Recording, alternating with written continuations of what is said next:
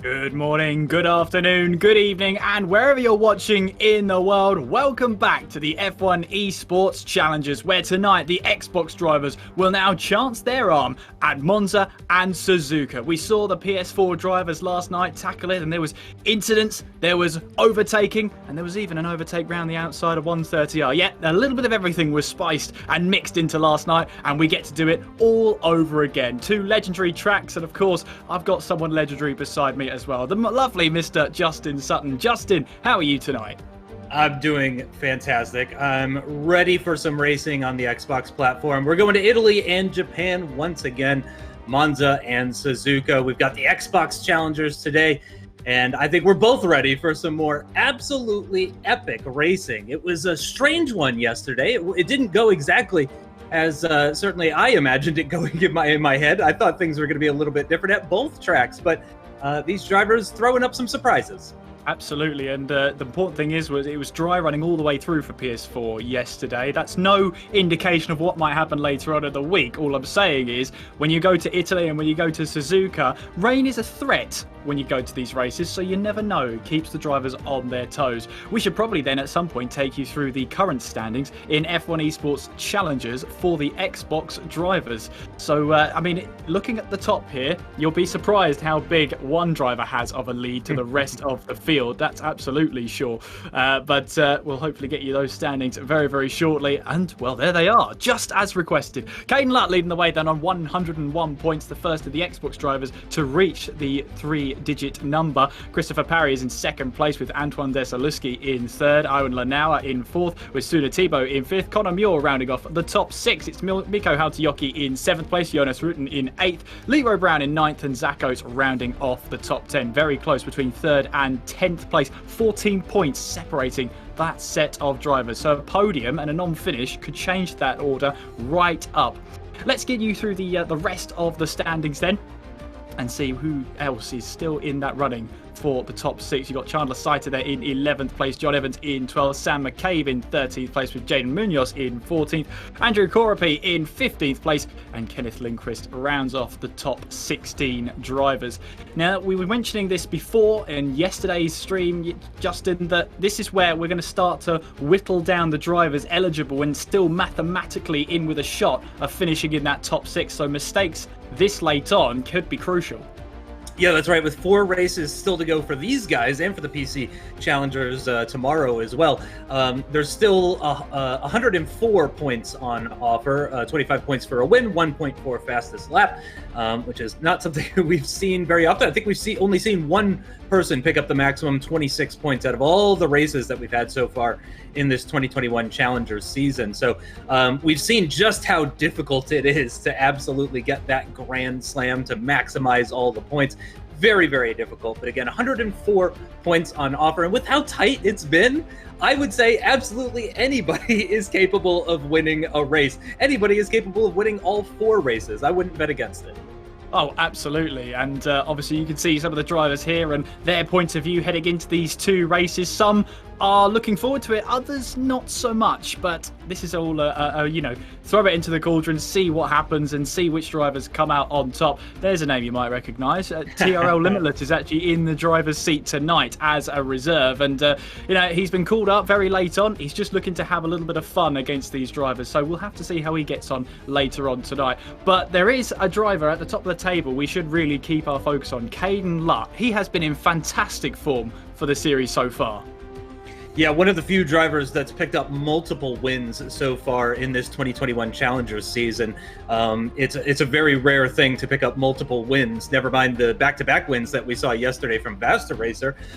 So yeah, Lutt with 2 wins and 4 podium finishes from his 6 starts. It's no surprise that he has so many points, such a hefty lead, 34 points at the moment between himself and CRG Pinecone. So it's quite the gap. I would say he's definitely safe to make it into the top 6. It would be really strange. I don't know if it's even mathematically possible. Somebody smarter than me would have to figure that one out. But yeah, with 101 points and 4 races still to go, you have to say things are looking pretty good for Caden Lutt when it comes to going to that draft. Absolutely, and the most important thing is his gap between first and sixth place. So Conor Muir is currently in sixth place there on 50 points. Caden Lutter's on 101, so he's got a 51-point buffer to sixth place. By the time we get to the end of tonight's streams, there'll be 52 points left on offer. So as long as he keeps that number above 52, you know, he could call himself one of the first to guarantee himself into the Pro Series, and he'll be the first driver to do that. Let's see how he gets on tonight, though, because this could be a critical time for him. He can't afford to let complacency slip in. Yeah, exactly, and he's got to go against one of the absolute legends of F1 game esports, and that is TRL Limitless, who has been around forever. I haven't commentated on Limitless in years and years and years. It's been so long. It was back when I was doing AOR with XMattyG, or Matthew Gallagher, way back then. That was the last time that I commentated on Limitless. So it is fantastic for me to see him back. Obviously, I used to be over at Valache too, so I have that connection with him as well. So it's much like the Stefanko appearance that we had at the last event too, where you have somebody who really knows his way around the whole scene, coming in and just stepping in for an event. And I'm really excited to see how he does in particular. It's going to be a lot of fun. Yeah, and he wanted a lot of fun. That was his main cause for seeing what he wanted to do tonight. I asked him, what were you thinking tonight? What's your aim for tonight? He just said, have fun, because he hasn't had a lot of time to practice, not a lot of time to prepare. Kind of like Stefanko last week, just looking to have a little bit of fun, see what his pace is like against these drivers, and see if he can get a couple of good results under his belt as well. Of course, we saw one driver, at least, yesterday in the standings, do a superb job in the PS4 on his debut, 2 7th places. Yeah, that's right. Gamer62 with that incredible result. Like I said yesterday, you know, if you put in that kind of result at that short notice, that's got to be a real confidence booster. He's got to be feeling really, really good about his chances for the 2022 season, of course. He's really going to be thinking that he's got a shot at it. After a performance like that, with that little amount of preparation time as well in particular, I think he should be really, really happy about that. Limitless definitely is going to be, I don't know if he's going to necessarily be challenging for the win and stuff like that. Again, just because of the short notice, he's got the talent and the skill and the dedication to do it. He just didn't have the time to prepare all of those things to be ready. But just purely based on his experience and his raw pace, and he's still very sharp. He league races on F1 2020. Obviously, you know, if he's getting the call up, he's got the pace to be here on merit. He's not just getting invited because of his name or anything like that. So I'm excited to see what he does. And focus on one driver of yours, Justin. You pointed out at the very start of Challengers, all the way back in December, to watch out for this driver because he's going to set the world alight. And it seemed like Event 3 was the event for Christopher Parry. He's come alive, currently second place in the standings. Yeah, really shot up into second position, looking comfortable as well. He's got that 10-point gap down to Antoine Desaleski. So he's looking more comfortable, more confident. He's got the pace. We always knew he had the pace, but he just didn't have the best of luck at the start of the season. But great to see him turn things around.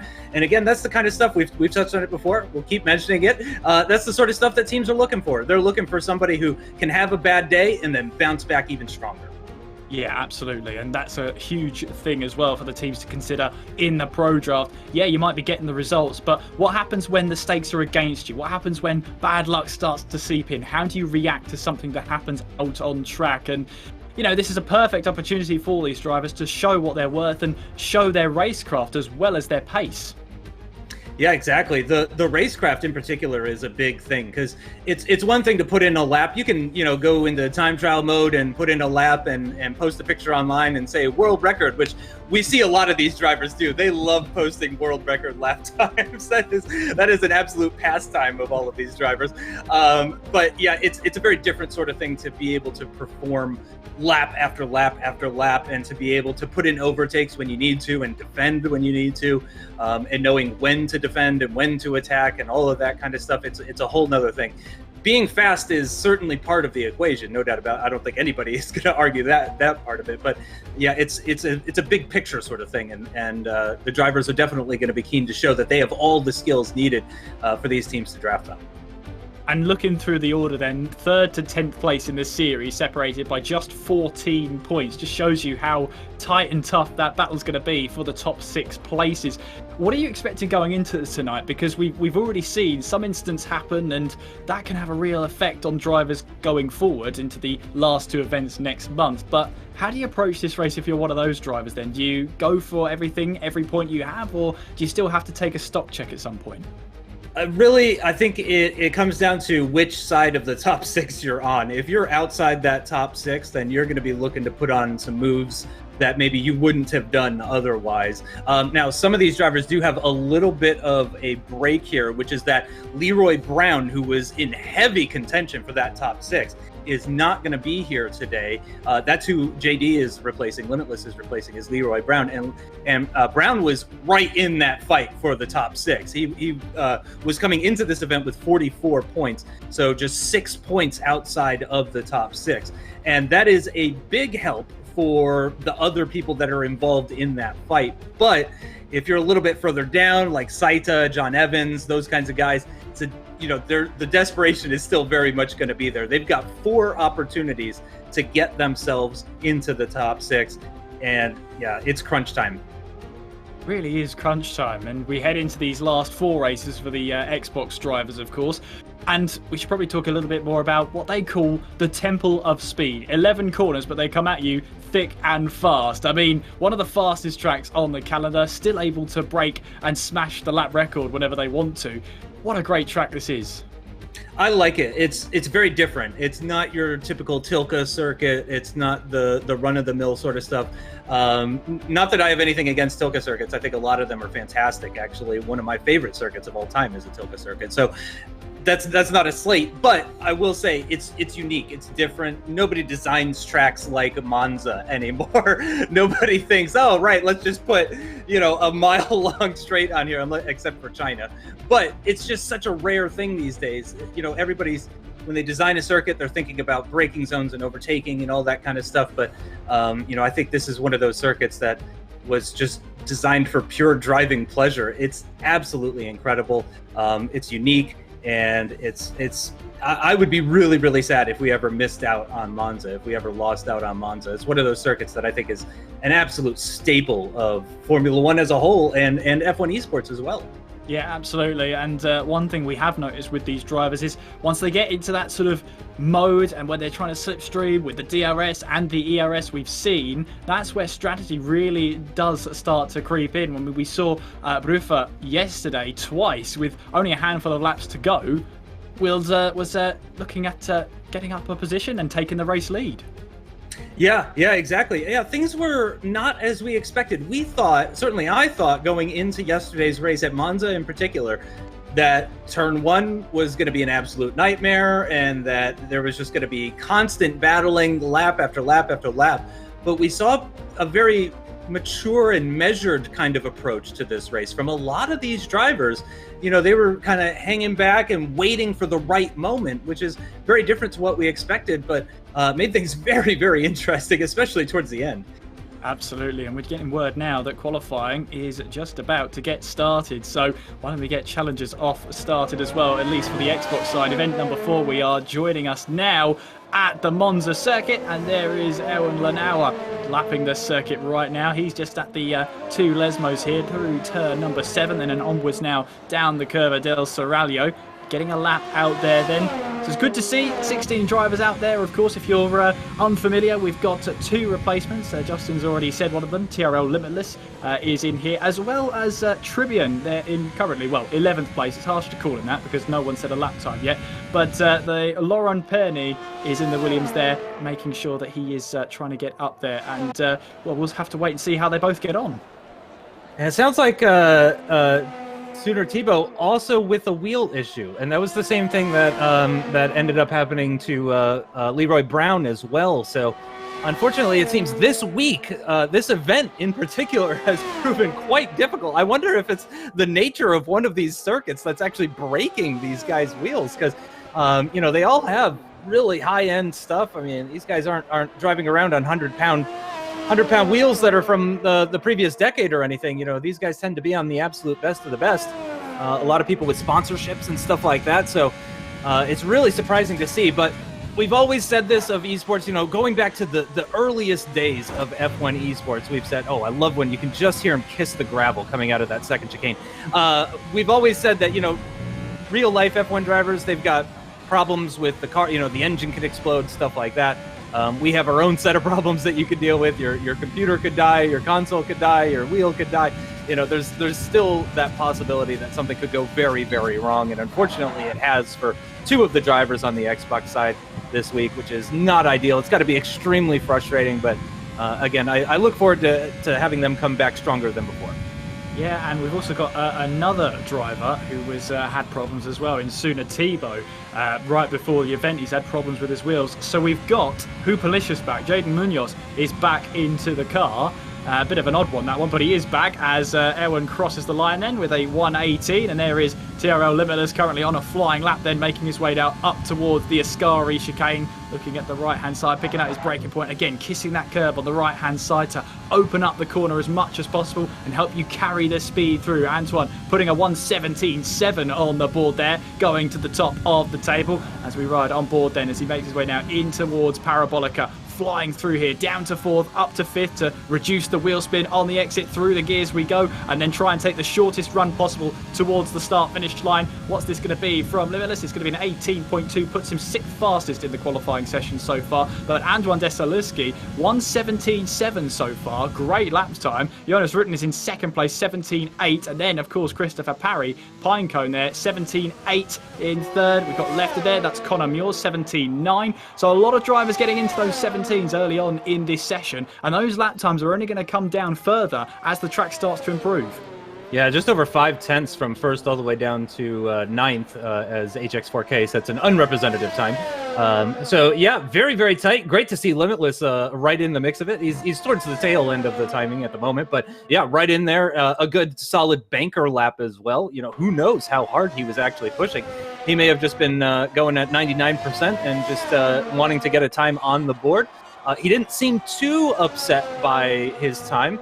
And again, Limitless is one of those drivers that has been very, very active in the league racing community on F1 2020. So, yeah, his skills are quite sharp. It's not like he's been sitting around for months and just doing other things. No. This is somebody who races every single week, all the time.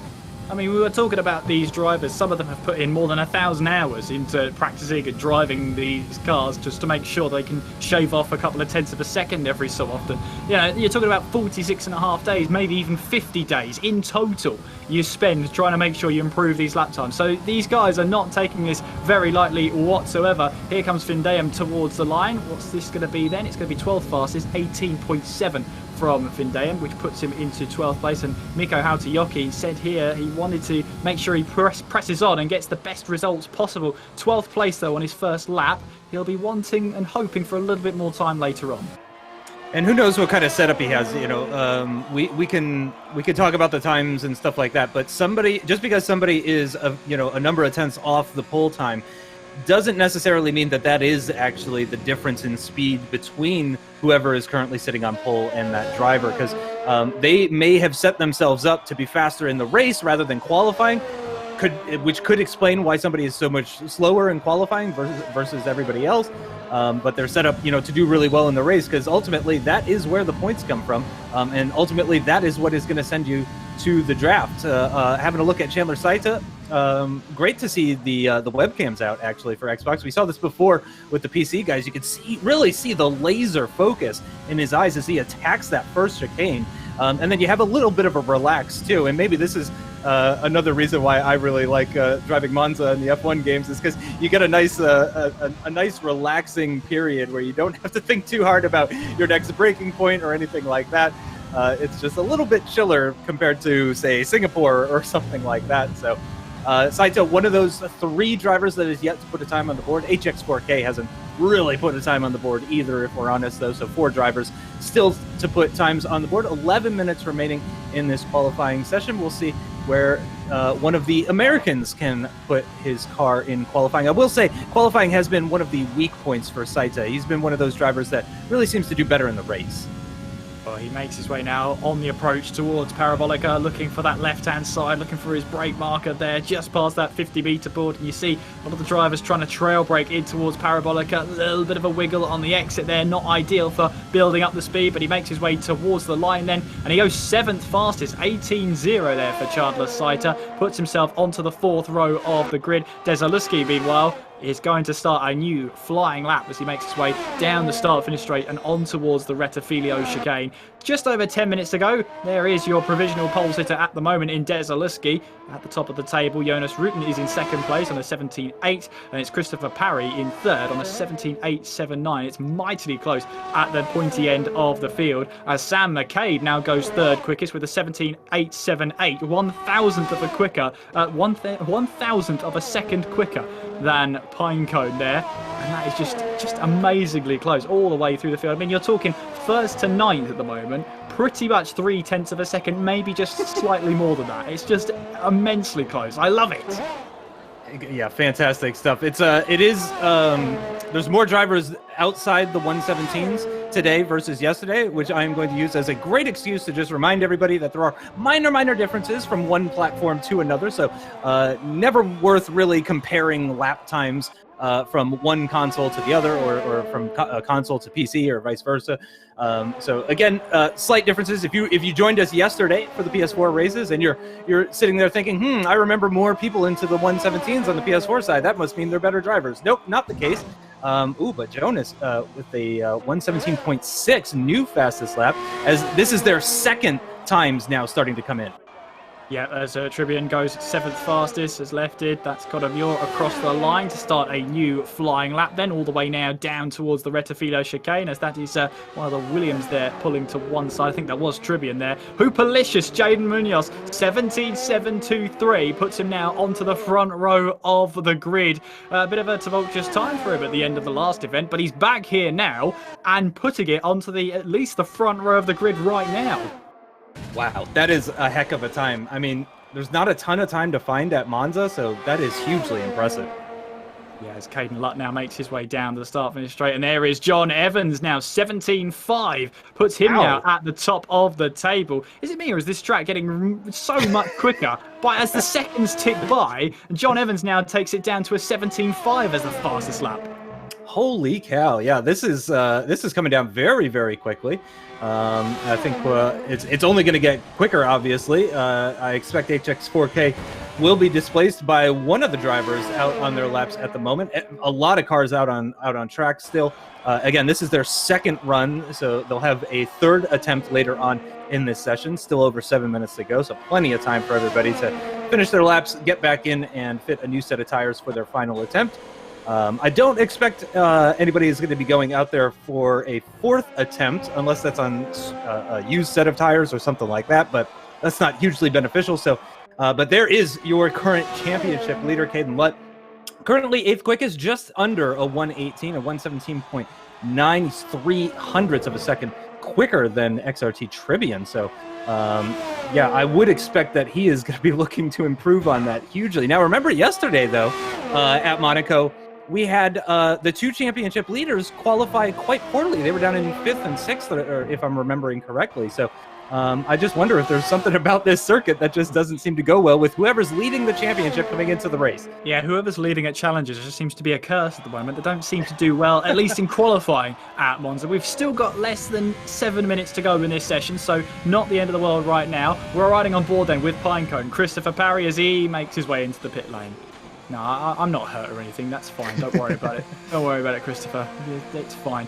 John Evans, though, is the fastest driver at the moment in this session with a 17.592. It's Jonas Rutten then in 2nd place. He's out there somewhere on track for his outlap right about now. Jaden Munoz in 3rd place there, 17.723. Desaleski in 4th, 17.773. And there's Owen Lanauer in 5th place, 17.866. That's your top 5 so far. And just those outliers there, you see Christopher Parry, 17.879. Our series leader right now, Caden Lutt, 17.921, down there in 8th place on the 4th row of the grid. And looking at the rest of the table then, yeah, so your top 6 there, well inside the top 10 in this qualifying session at the moment, as Desaleski there, looks like he got a big slide through the first Lesma there. Might have been my eyes playing tricks on me, but we now make our way through the curve at Del Seraglio.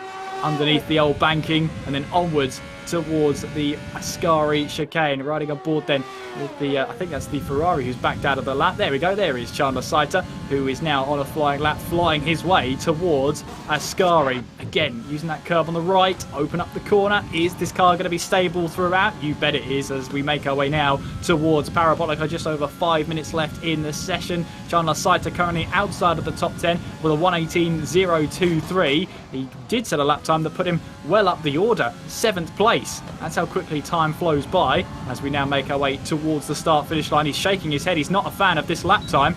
Well, I don't know why he's shaking his head, because it's a 17.8. It's put him onto the 3rd row of the grid, 5th fastest.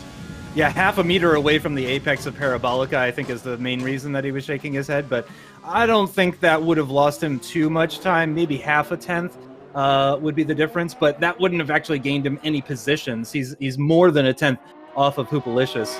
And it's not the longest run coming out of Parabolica down to the finish line. So, it's much more important that you get a good run through Parabolica at the start of your lap rather than at the end of the lap. So if there was a place to have that happen, that's not the worst place to have that. So, shaking his head though, but looking very, very quick is Chandler Saiter. We've got 14 cars out on track now, less than 4.5 minutes to go. Yeah, finding your space out there out on track is going to be critical as well, although you'll get the lovely bit of tow down the straights through the high-speed sections such as the Lesmos and then through Ascari chicane. That's not where you want to meet a bit of dirty air, as we see Conor Muir fly his way through over the curbs there as Jonas Rutten now goes fastest. 17.569 puts him now out on provisional pole position. Conor Muir now making his way through Parabolica in 5th gear right now. Doesn't elect to go down to 4th, stays in 5th as we make our way now up through the gears and towards the start finish line. Is this going to be an improvement for Conor Muir? He crosses the line. He's 3/10 slower than his previous best, but he stays 13th fastest. Only 3 drivers outside of that 117 bracket right now, but they're all on flying laps apart from Findea, who's still in the pits there. 15th place for him, 18.3, just waiting until the last possible moment to go out on track to make an improvement. There's John Evans, who's been in flying form right now here at Monza qualifying, as we make our way now on towards Parabolica once again. Can he make an improvement on his 17.592? And if he can, will it be enough to grab him back provisional pole positions? Through Parabolica he goes and onwards towards the start finish line. Is this going to be an improvement? No, it's not, because he's going to come back into the pits. And I think with 3 minutes to go, a wise decision, fresh set of tyres, just get yourself out there at the latest possible moment. Christopher Parry on for a flying lap. This should be a good one. He's got plenty of clean air. He's not going to have the best circuit conditions. Of course, the circuit's going to be more rubbered in, and this is going to be the final attempt for Pinecone. He could, in theory, go again the lap immediately after this one, assuming that he's fueled up enough for that. But he does not have enough time to get back into the pits, change his tires, get back out, start a lap. Not a possibility. But what he does have is a nice, clear track. He doesn't have to worry about anybody being in front of him at all. Only Iwan actually is out on the track at the moment. Just under 2.5 minutes still to go. Great to see the Ferrari being wheeled around Monza, though, as he makes his way out of the Lesmos, down towards Ascari, up through the gears. And he'll be braking 200 miles per hour, I would expect, before getting heavy onto the brakes here. Down to 5th gear for Ascari, and then back up into 6th for the exit of it. Nicely over the curbs. Didn't look too nervous. Nice and clean. A tidy lap so far for Pinecone. I don't know if it's an improvement. Let me see if I can actually see on the timing here. No, I'm not seeing any purple sectors or anything like that, so I don't know. I would expect this to be an improvement for Pinecone, but I just don't know if he's going to be challenging for pole. He makes his way across the line now. It's going to be 3rd fastest, 17.698, and well, let's have a look now. He has backed out of his lap time, so that will be it then for Christopher Parry. No higher than 3rd place. He's got to see now what other drivers and who else will be able to beat that lap time. He'll be hoping to try and stay as far up the order as possible to capitalise on his really good form that he left event number 3 with. Just under 90 seconds of the session to go, and you can see that a whole lot of drivers out on an outlap. Conor Muir just makes his way out onto the track now, so in theory he's trying to make it so that he is absolutely the last possible person to take advantage of the best, in theory, track conditions. Desaleski makes his way across the line down towards the Rettifilio chicane with just over 60 seconds left on the clock as we make our way now through that Rettifilio chicane. Desaleski trying to hook it up then as we make our way now through the Curva Grande. And you can see there, Trosh trying to take the shortest line possible. Not concerned with building up the speed there, but the line, the distance covered is so important there as we make our way now on towards the Roggia chicane. So easy to overcommit on that one, and you're punished if you do with that gravel on the outside of the corner. Through the first Lesmo as there's slight banking to try and help you carry speed through. Over the shoulder as Desaleski takes us through the second Lesmo now, using that curve on the exit as well to open up the corner, carry a little bit more speed through on the exit. Now heading down the curve del Seraglio onwards towards Ascari through this left, right, left section, really testing the limits of the aerodynamics you've got on the car and your setup as well. As far as we can see, it looks good from Desaleski as he makes his way on towards Parabolica for the final time in his session anyway. He makes his way through as Conor Muir has now taken the checkered flag. I think he was in the pit lane anyway, but we'll see now.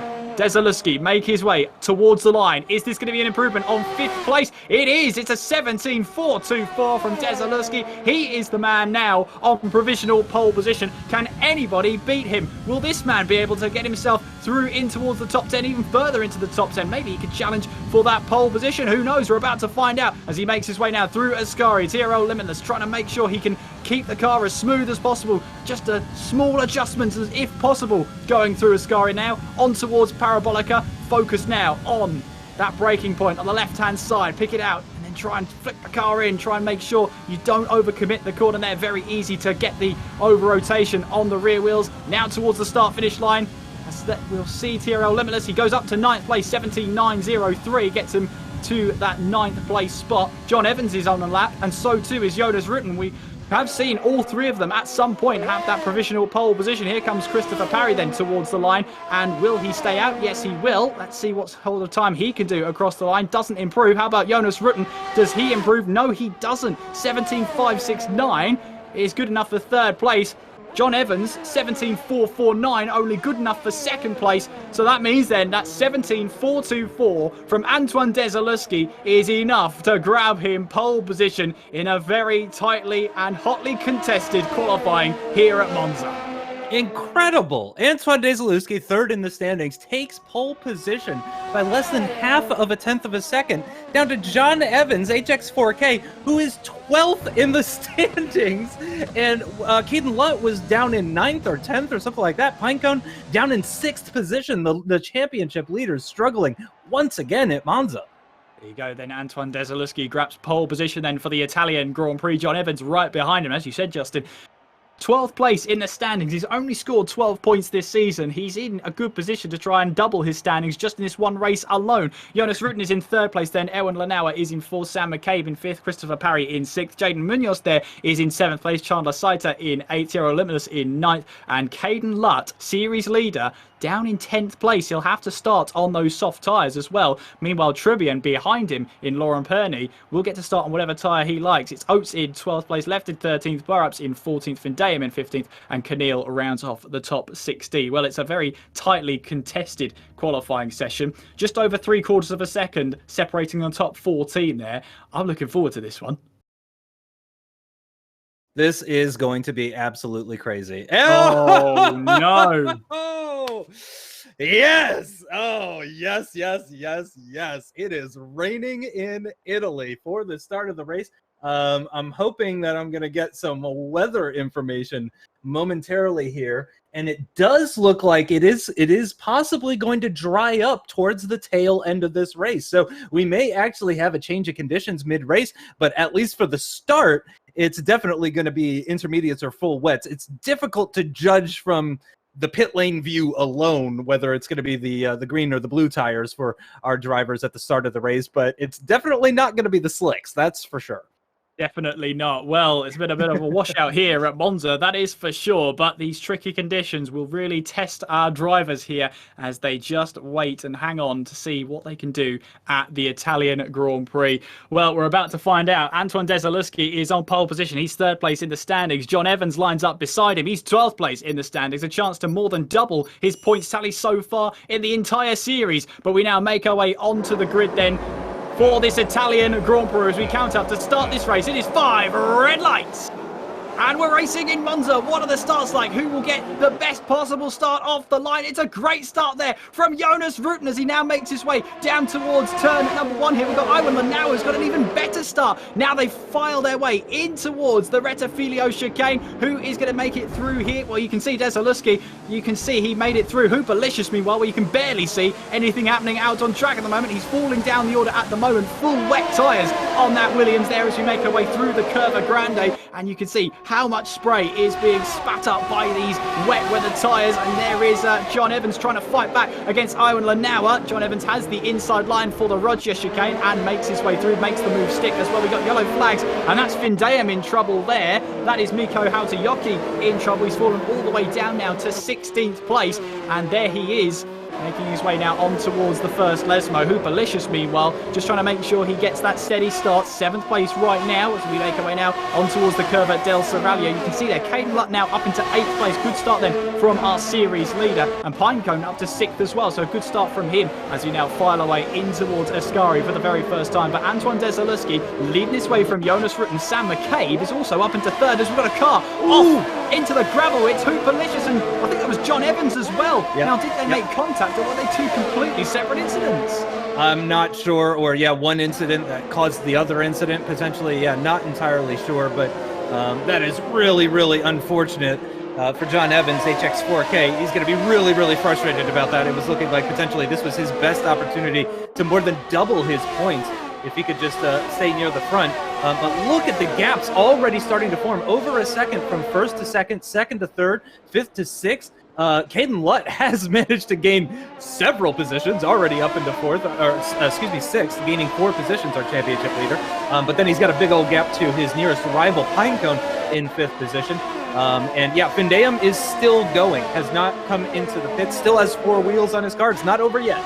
Not over yet, not by a long shot, especially in these treacherous conditions. Hooperlicious is eager to get the positions back as he now makes his way through the Roger chicane. He's got Tribune right ahead of him in Lauren Perney as we now make our way on towards the very first Lesmo. You see, sometimes drivers just heading out of that so-called slipstream because they just want to see a clear view of the track ahead of them for just a brief moment before they then have to take the racing line and get all that spray up into their visors and up into their faces again. These wet weather tyres are displacing around about 70 litres of water every second as they make their way now on towards Ascaris' chicane. There's no wonder there's so much spray being lifted up by these tyres here. As you can see, Camille making his way through Ascari. He's got John Evans for company, and John Evans here wants these positions back as he now makes his way on the exit of Ascari. We can barely see them now. This is absolutely crazy racing. Really, really enjoying this. Again, the gap's continuing to extend up at the front, though. We're looking a little bit further down, just outside the points-paying positions. Antoine Desaleski setting the fastest lap of the race. As you can see, starting on the wet weather tire compounds, you could, in theory, go to the end of this race, and we have, in fact, seen a zero-stop strategy quite successful at Monza, specifically in the F1 Esports Challengers in years past. So definitely don't discount it. It really depends on the weather, though. As I mentioned, the forecast is saying that the rain will let up. Even if it doesn't completely stop, if it just lets up, of course, the drivers are going to want to switch onto the intermediates. I'm kind of hoping, though, that the change of weather happens right at the end of the race, forces these drivers to try and determine what's faster, stopping or staying out on a suboptimal tire. Let's find out then. John Evans trying to find a way past Lindqvist there as we make our way in towards the Roger chicane. But look at the line he took there. Much better line from John Evans. And he says, thank you very much. I'll take that away from you. And Lindqvist there not getting the right line through the Roger chicane. He's paid the price with 14th place being given up. It's now John Evans just tries and starts a little bit of a comeback drive, a little bit of a recovery drive to get his way back up the order. His next target up ahead is Burraps there, and that would be Andrew Karapi. So can he find his way through? Maybe he's got a setup here for the dry weather. Now, that would explain why he was so far up the field. But Caden Lutt getting a massive tank slapper on the exit of Ascari there, and he might fall down the order. He's already been passed by Tiro Limitless. There goes Zach Oates, who gets a position as well. Is Caden Lutt going to try and move up the inside? Well, he tried to defend there, but he realised that move wouldn't really happen. So he falls down to 8th place now, but he's got a load of slipstream here. Of course, we are on lap 4, but because of these weather conditions, we're not even thinking about DRS at the moment. It is deactivated as we now make our way down towards the Retafilio chicane. Caden Lutt running side by side with Zach Oates, then Caden Lutt on the outside of turn 1, but he will be on the inside for turn 2. Now, where do you want to be when you're applying the power there? Side by side, they will still run as we make our way now through the Curva Grande. I think Caden Lutt, yeah, they're still side by side through the Curva Grande. They go, and now on towards the Roger chicane. We've seen this before. We've seen this last night. Is that someone onto the grass there? And that was Zach Oates falling down the order. He was on the grass very briefly. He's fallen all the way down to 14th, 15th place even. Ooh, all the time you do have to leave a space. So I wonder if something happened there to Zach Oates as he drops way down. Burap's losing a position to HX4K, who picked up a 3-second time penalty for track limits, I believe that was earlier on. But absolutely incredible scenes. I just have to take a moment to appreciate the fact that TRL Limitless is now ahead of the championship leader in 2021 Challengers. That is just the headline for me. That is just absolutely incredible. We're going to get a little bit of a replay here of this was lap 3. So this was when oh yeah, and there is that tank slapper that you mentioned as he just gets the back end kicking out a little bit at the exit of Ascari, just absolutely kills any forward momentum that he had, and he just gets completely overtaken by Limitless and Zach Oates, and really nothing that he could do once that slide had already stopped. His fate was pretty much sealed at that point. But he's down in 7th. He is, as we've mentioned, the championship leader by quite a margin as well here too. And he's not necessarily thinking about, oh, where I need to get points for my team this, my team that. It's every man for himself here. So he really doesn't need to think about, he just needs to think about getting to the end, maximizing as many points as he can, trying to have as few mistakes as possible, and just carrying that momentum forward and making sure that he gets himself into the draft. He's already had a great, as a 5-second penalty for Zach Oates. That might be a retirement penalty. I know some guys will just fly right into the pits when they're planning to retire, so that might be a retirement penalty right there for him. But yeah, it's an interesting one for Lutt. He's in this strange position. Do I want to push hard to try and show what I've got to these teams, or do I just want to take home some nice points? Well, it's that little bit of a dilemma for him. Yes, he wants to try and extend his lead, and to be honest with you, one of his championship rivals is Antoine Desaleski, who's currently leading this race by 2.4 seconds. Next one would be Erwin Lanauer, who's currently in 4th place, so that's 12 points. So really, he's got to think, if it's going to be not a great race, he's got to think about damage limitations. 7th place, if that's the best he's getting, it's not the end of the world, and he can keep on fighting as Desaleski sets another fastest lap of this race of 29.8 then in these treacherous conditions, riding on board then with Pineco. Christopher Paris, he tries to chase down Erwin Lanauer as we make our way now down towards the Retafilio chicane, just not quite close enough this time around. But the thing is then, you might not have any DRS out here, but you'll find that the drivers find it a lot easier to manage their ERS, especially at a power-heavy track like Monza, because the car's not moving obviously as quickly. You're not really using that energy as much as you would in the dry. It means there's more of a chance to actually save up that energy, so you can use more of it in the race. It's kind of a weird set of circumstances. Yeah, the drivers will deploy a lot less energy out of these low-speed corners, of which there are a couple of, here at Monza. So especially coming out of the first chicane and the second chicane, they're really not going to be turning up the wick as much as they may have done previously, just purely because of the conditions out on track, which just means that they can really turn it up for for these parts of the track, where you're in 5th, 6th, 7th, 8th gear even. On the run down towards Ascari, and just really put the power down there. But yeah, you can kind of not have to worry about it too much, which is I imagine a bit of a change of pace for these guys. But yeah, Pinecone is really the only driver within the top 10 that's kind of like really applying a lot of pressure. He's dropped back a little bit now from Iwan. Limitless seems to be getting a little bit closer, though. I do wonder if that's just because Iwan doesn't really have the setup that he needs for this stage of the race, but nobody into the pits just yet, certainly in the top 5 anyway. Will we see anybody come in the next lap? Again, it really depends on the weather. It is due to slow down raining pretty soon, and then potentially even stop raining as we get towards the later stages of the race, lap 12, lap 13. Yeah, that's normally an indication for the drivers that you're staying on these tyres, worst case scenario. So they'll have to be prepared to make sure that they can run these tyres to the end. Now that might explain a little bit of a jumbled grid we had in qualifying. So some drivers might have been prioritising a wet setup in a dry qualifying, which of course means they've got more drag added to the car so that they have the grip in the wet weather conditions. Exactly right. Thank you. Yeah, thank you very much for pointing that out, because I completely forgot about that. But yeah, we know now, obviously, that the weather forecast for this. Stepping out a little bit there was that Jonas, or no, that was Sam McCabe just stepping out a little bit there.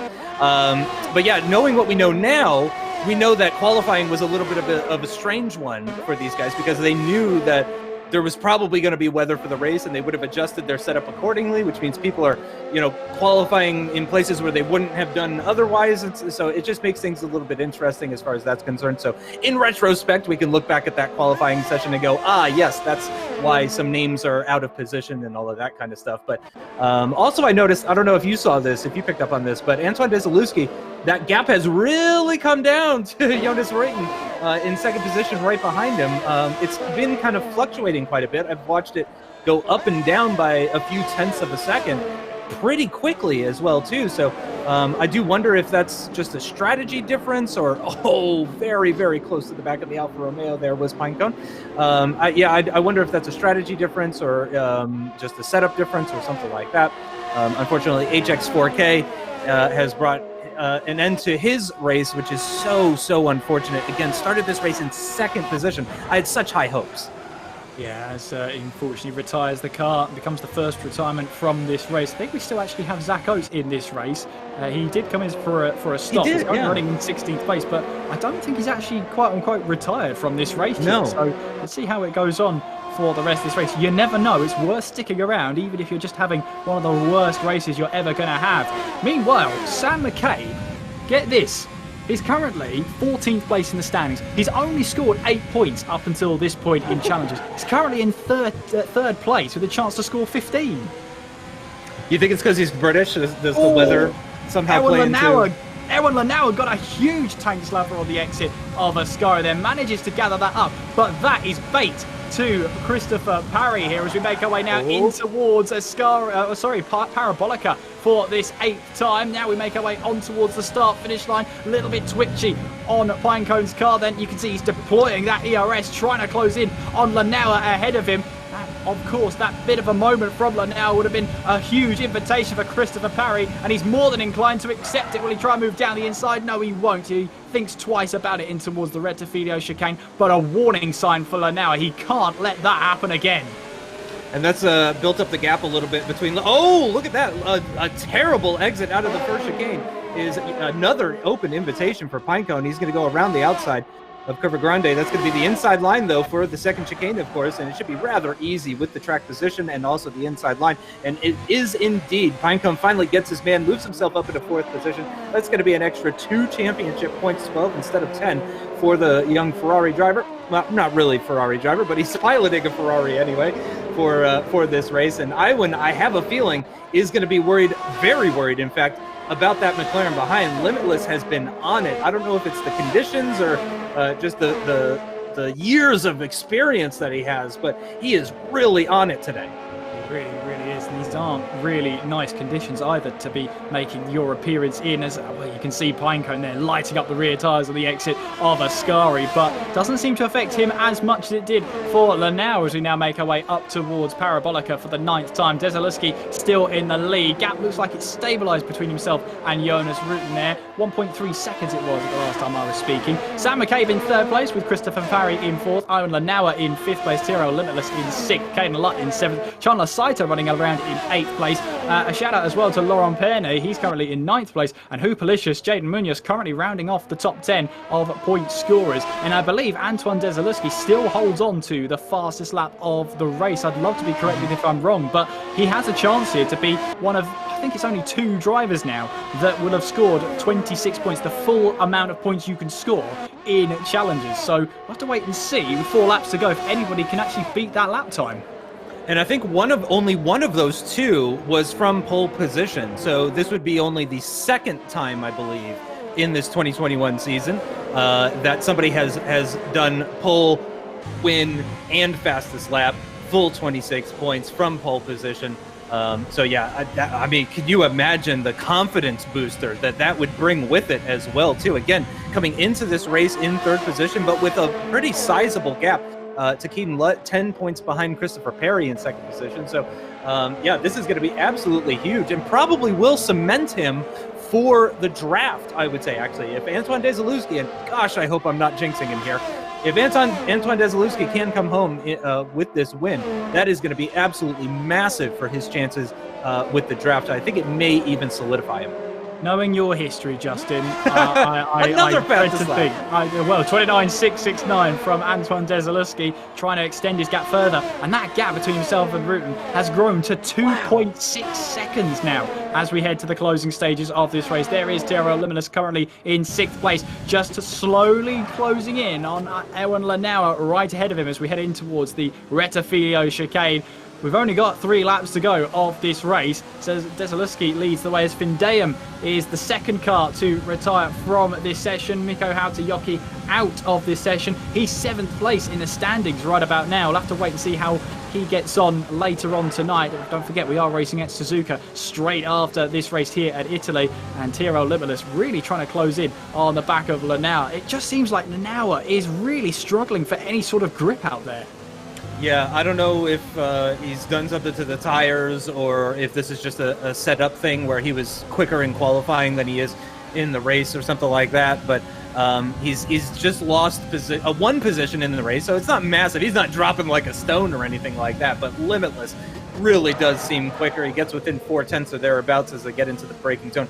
For Ascari, of course, really not an overtaking location in these conditions. It's already suboptimal when it comes to overtaking, even in the dry conditions, but in these, it's even less likely. But Limitless right onto the back. He's got 2 laps to try and make this up, and what a story that would be if Limitless were to come in here and get a top 5 finish against the most competitive grid of drivers to ever hit the Challenger scene. That would be a story.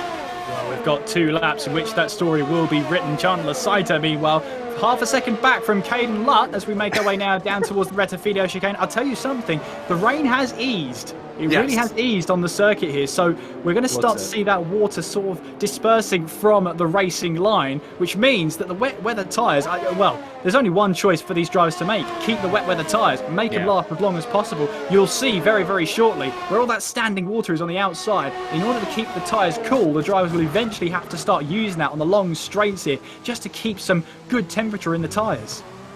Yeah, exactly right. They're going to be thinking about that kind of stuff. You can see, actually, Caden Lutt just moving offline a little bit on that short run down to the first Lesmo, possibly just trying to cool those tires. Again, you can see him just moving slightly offline, just to get into that water a little bit. Again, staying offline, moving more to the middle of the circuit rather than hugging that left-hand side, which is often how people will attack this part of the circuit. Down towards Ascari. Is Chandler Saito going to be close enough? No, he's a couple of car lengths back as they get into the braking zone for Ascari. Only 1 and a bit laps remaining for Chandler Saito here, who has had an okay season. Certainly he would prefer to have more points at this stage coming into this race with 17 points. He's going to try and pick up 6 more points here if he can, instead of 4 from his current 8th place position. Yeah, we're on to the final lap of this race then. Antoine Desaleski starts it in the lead of this race, 3.2 seconds ahead of Jonas Rutten. It's Sam McCabe in 3rd place with Christopher Parry in 4th, Owen Lanauer in 5th with Tyrrell Limitless in 6th, Caden Lutt in 7th, Chandler Saito in 8th place there.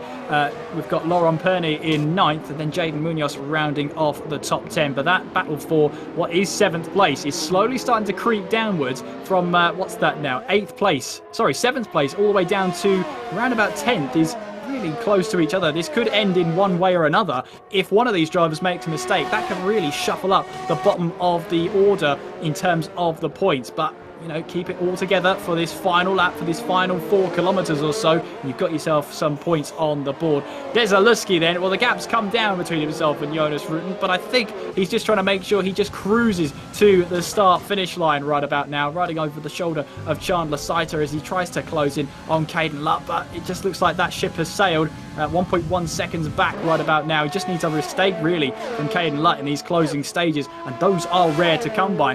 There is Antoine Desaleski then, making his way for the final time towards Parabolica. Jonas Rutten threw everything at that then. becoming just over a second behind Antoine Desaleski before Desaleski simply turned up the wick and drove away. Antoine Desaleski then will take the win here at the Italian Grand Prix and takes the checkered flag. Jonas Rutten will round off in second place, and Sam McCabe scores his first podium and more than doubles his entire points tally for challenges so far. Pinecone in fourth, Ewan in fifth, Tiro Limitless in sixth, Caden Lutt in seventh, Chandler Saito across the line in eighth place, then Trivian in ninth, and Hoopalicious rounds off the top 10. And correct me if I'm wrong, Justin, I didn't see any more fastest laps of the race. So Antoine Desaleski, pole position, fastest lap, and the win. Yeah, it seems the burning off of fuel was not enough to compensate for the lack of grip from these aging wet weather tires as the race went on. So Antoine Desaleski holds on to that fastest lap. As far as I know, it's going to be the maximum 26 points. He came into this on 57, so that's going to be 83 points, and he still has another race to go as well. Caden Lutt will be picking up 6 championship points.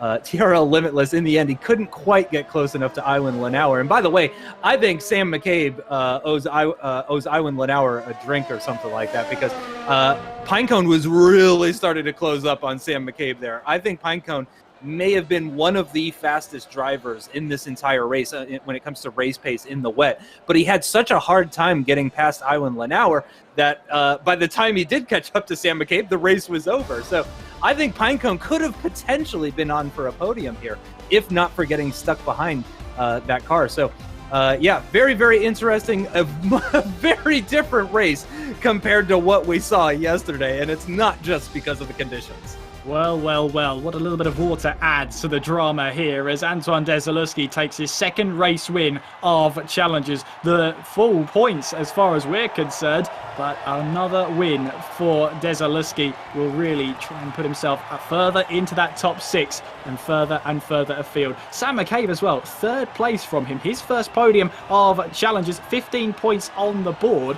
and that takes him into very much into double figures. And it's a late charge from Sam McCabe to try and get himself high up the order as possible. But to take you through the results then, Antoine Desaleski, pole position, fastest lap, and the race win. He will take the full 26 points. We haven't seen that many scenarios this season long. Jonas Rutten in second place and Sam McCabe rounding off the top 3. It's Christopher Parry in fourth, Edward Lanauer in fifth, Tiro Limitless in sixth place, with Caden Lutt, our series leader, in seventh place, Chandler Saiter in eighth, Tribian in ninth, and Hoopalicious rounding off the top 10. To take you through the rest of the order, it's Lefted in 11th, Cadil in 12th, Boraps in 13th place, with Oates, you saw then spinning across the line. A very frustrating day for him, with Findayam and John Evans both retiring from this race as far as we're concerned on their own accord. Well, what a bit of water adds to the drama, eh, Justin? That was a great race. Fantastic. In the end, by the way, that fastest lap, not even close, over 0.3 of a second. Well, actually, no, a little bit under 0.3 of a second. But that was to Zach Oates, who went into the pits and changed his tires. So if you ignore his time, it was actually more than 0.3 when it comes to the fastest lap. So really, really impressive stuff from Antoine Desaleski. As you mentioned, the win, pole, fastest lap. I mean, it literally doesn't get any better than that. No, it doesn't. And the full 26 points scored for Desaleski, his second race win of the season. And to be honest with you, with the conditions the way they were, he made it look easy. Really, really impressive stuff. And I got to say, Limitless as well. Really, really impressive. Now, I think he got a little bit lucky with the rain, actually, because, of course, the drivers would have done a lot less practice in those kinds of conditions. So it kind of equaled things out a little bit for TRL Limitless. He was able to perform a little bit better relative to everybody else just because they would have also not had too much practice in the wet weather conditions. So had it been the dry, I don't know if he would have been challenging for double-digit points finish or anything like that. But I mean, that was incredible. That performance that he put in there to be able to come home in 6th position, last-minute replacement, and again, such a young grid of really, really hungry and talented drivers as well. Just really highlights the performance from TRL Limitless. Really, what a great job. But for sure, the person that deserves all of the credit is Antoine Desaleski. He controlled that race so well. broke away at the start, built that gap. He allowed the other car to get a little bit closer to him in the end there. Jonas Reuten got a little close. He was within 1 second, I think, at some point. But then again, he was gone. Antoine Desaleski said, nope, I'm taking off. See you later. Bye-bye. And just managed that gap, and what a win for him. And again, I think that might be enough to sort of solidify his position with only 3 races to go for these guys. I think that's probably going to solidify him for the top 6. So I imagine he's feeling really, really good about picking up that second win and feeling strong going into Suzuka, which is up next, so don't go anywhere. Don't go anywhere, and that's an order. Justin said so, so you can't go anywhere now. But yeah, we've only got, what's that now, 78 points left of the season to score, and 26 of them could be grabbed here at Suzuka next time out. But let's talk a couple of drivers. Pinecone as well struggled in qualifying, struggled off the start, but recovered to 4th, 12 points to his tally, and that's a man who was in 2nd place. He scored more points than, of course, Caden Lutt. He had to work for it as well too. It wasn't easy for Pinecone either. He really had to muscle his way past Iwan Lanauer. He really wasn't making any sort of mistakes. Iwan had a great performance, honestly. I think he had a setup that didn't favor the wet weather conditions. I think Iwan Lanauer had a setup that maybe favored qualifying just a little bit more compared to everybody else, and I think that's possibly why he was struggling a little bit in the race. But yeah, Christopher Perry, Pinecone, did a great job to get ahead of him to pick up that 2 extra points. Who knows if that's going to end up being crucial come the end of the season. Those 2 points might mean everything if he has a difficult race or a difficult event next time out as well. But yeah, great result from him. As you mentioned, not the best of qualifying, but gained positions in the race. Looked confident, looked clean, no major mistakes or errors or anything like that. So yeah, just a great race overall. I have very little to complain about from all of the drivers, in fact. Oh, well, John Evans might have something to complain about. He started this race in 2nd place, didn't end up finishing it in the end. Yeah, got to be super frustrating, especially because, you know, he showed that he can be quick. And for all we know, he had a setup that favored the dry conditions over the wet weather conditions, but I don't think he got a chance to really defend that position properly in the race. I don't have a great idea of exactly what happened to him. But yeah, just really unfortunate for him. But you know, he showed that he can have good pace, that he can have a good qualifying. So I'm just hoping he bounces back for Japan. Absolutely, and of course Japan coming up next. Of course, as we head from one legendary track to another one, and one driver that will be hoping to extend his lead in the championship, maybe have a little bit of a bounce back recovery, was Caden Lutt. He had a bit of a under the weather performance here at Monza. He'll be hoping to bounce back at Suzuka, and knowing his pace, we know he probably will. Yeah, exactly right. I'm looking forward to Suzuka. I personally hope we get a little precipitation as well too. That would be fantastic if we could get it, because it just, again, it makes things that little bit more interesting. But I'm sure the drivers probably would disagree with that. The drivers would probably like a nice, straightforward, dry race, except for maybe the guys that are a little bit further back. They're going to be hoping for chaos. Absolutely. And if you haven't watched Challengers before, where have you been? Welcome along. Welcome to the show. The second race of the night is one-shot qualifying. And Justin, we've seen how difficult it is for one lap to be pieced together as perfectly as we've seen others do before. One of the most successful drivers in Challengers are getting a pole position, whether it be short qualifying or in one-shot qualifying, was a driver on the PS4 in Valentine Bruffer. He's made it look easy so far. And who would you expect to be at the top of this one-shot qualifying, considering it's such a challenge? Ooh, that's a tough one. I'm going to have to think about that for a quick moment while I scroll through. But you have to take the whole of one-shot qualifying to decide. Is that what you're saying here? Yeah, roughly? That would be convenient. You know what? I think Antoine's going to do it. He's riding that high from that win, from that perfect race, essentially. So yeah, I think Antoine is going to do it. I'm going to pick him for pole, but who knows? Caden Lutt maybe is going to prove me completely wrong. We've only seen one time in challenges this year someone have back-to-back victories in the series. Are we going to go 2 for 2? Surely not. Or maybe surely. Who knows? We're going to find out very, very soon when we take you to the track.